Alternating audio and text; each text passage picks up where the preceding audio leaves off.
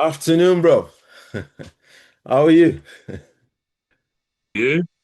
Yeah, yeah, Everything all good. right with you? Yeah, Good. good. Yeah, good to see you. Yeah, do you want to do the opening introduction, please? Yeah, indeed. Well, good afternoon, people. Hope you're all well. Ready for our latest contribution on the Alien Spaceship. I'm Trevor Gear, and he calls me Bruv. And I'm Emmy Hikins, and he calls me Cuz. Welcome to the Alien Spaceship. I believe today we've got what's that topic? Uh, the invisible string theory. The invisible string. Yeah. It's a very interesting subject, actually. I'm looking forward to it. I love it. Have you heard of it before? Well, no, but I read of it. I read up on it. Right. After you mentioned, yeah. So maybe you can do the speech then. No, no, we'll converse about it. We'll talk about it. In fact, Okay. it comes under the banner of our subject of what we might say is the crazy little thing called love, under the Mm, banner of love. yeah. Such a wide subject to talk about, isn't it? With so many different Indeed. aspects to it. So, invisible string theory, in a way, well, it very much comes under that title. Um, and basically, it's a fairly simple thing that is suggested by it. It suggests that the universe keeps apart two people Right. until the time is right for them to meet. And it suggests that they've been connected by this invisible string since birth or before. Perhaps their souls were there before. Mm, So, this is what the basic theory says. And at the given time, they will be made to meet.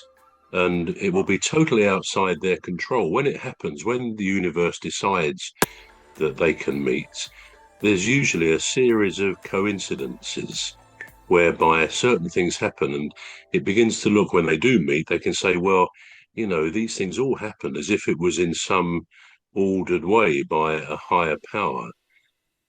So that's kind of where this goes, that this invisible string connects them from birth. And indeed, some views of this say that everybody is connected, interconnected, really, and that these specific destinies, these particular people meant to meet, are just part of the overall process.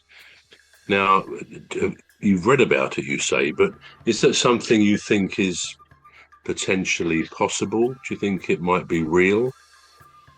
yeah, well, I do have a few reservations about it. Oh, the punk mug is out. Well, I know you missed it last week, so I brought it out for you. Oh, that's very kind of you. Yeah, well, there are a few things that I noted there. So, well, solely in what I read about it.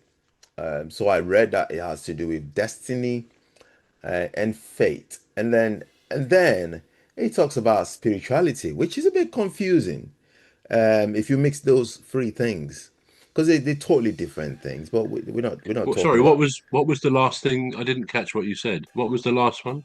yeah, spiritual. Spirituality. Okay, yeah, okay. The three things that don't mix together, in my opinion. Fate, destiny, and spirituality. I don't think.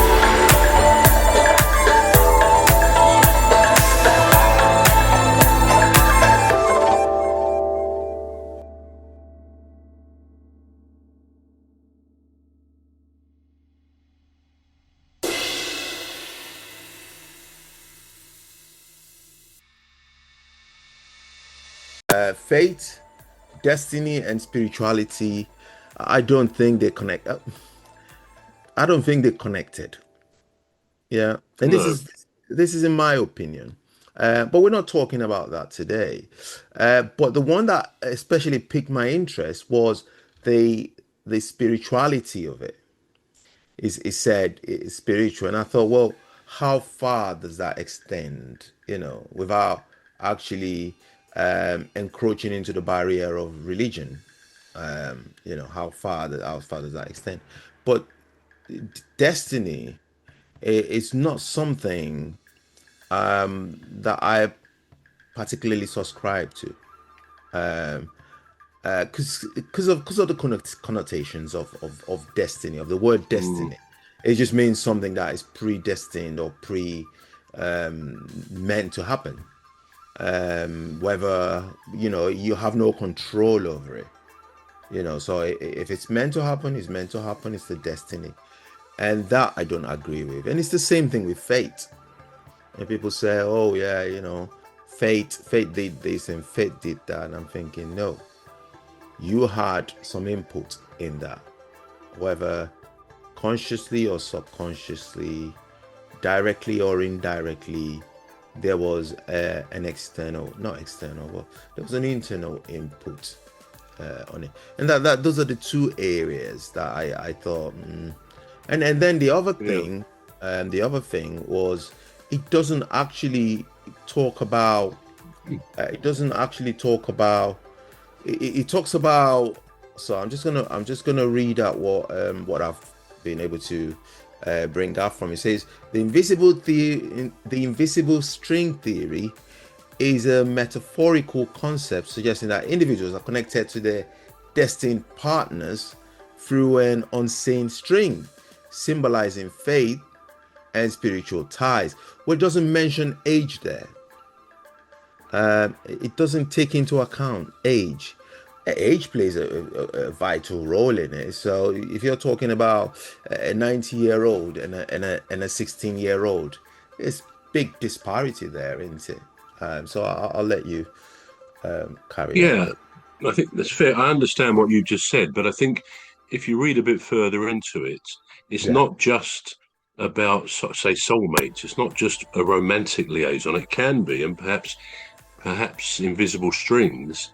The theory is more about that, but actually, it's more than that. It's also about people who are destined to meet, to create something great together. And there's lots of examples of that. I mean, one example would be if you read about the Beatles' early days when they met Brian Epstein, who became their manager.